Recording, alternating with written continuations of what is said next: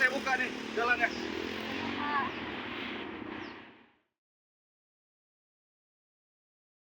Syederlun hampir seribuan organisasi kepemudaan dan organisasi mahasiswa yang tergabung dari sejumlah universitas di Aceh melakukan aksi bela Palestina di Bundaran Simpang 5 Banda Aceh pada Sabtu 21 Oktober 2023.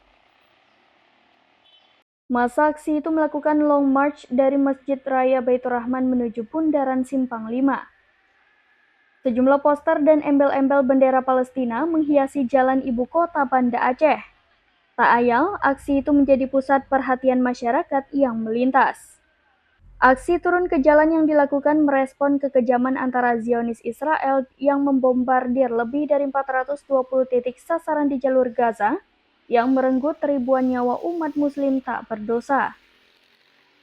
Koordinator aksi, Deddy Muhardi mengatakan, saat ini Israel telah memblokade jalur Gaza yang membuat larangan memasok makanan kepada warga setempat. Kemudian di kota Al-Quds, Zionis Israel juga tidak henti-hentinya melakukan penistaan dan bertindak sewenang-wenang di Masjid Al-Aqsa. Terlebih lagi lanjutnya, penjajahan Israel adalah bukti pelanggaran piagam PBB dan berbagai keputusan internasional lainnya. Karena hal itu pula pihaknya mendukung agar pemerintah Indonesia mengambil langkah diplomasi internasional untuk menyuarakan kemerdekaan Palestina. Pihaknya juga mendesak agar seluruh pimpinan negara muslim di dunia untuk menyatakan pembelaannya untuk Palestina.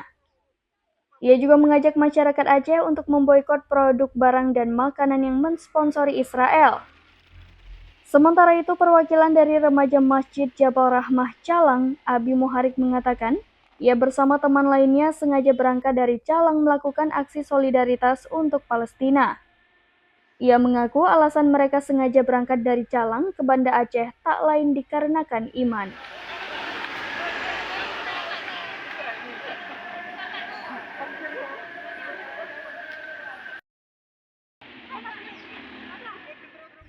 Dari Banda Aceh, Indra Wijaya, serambinews.com.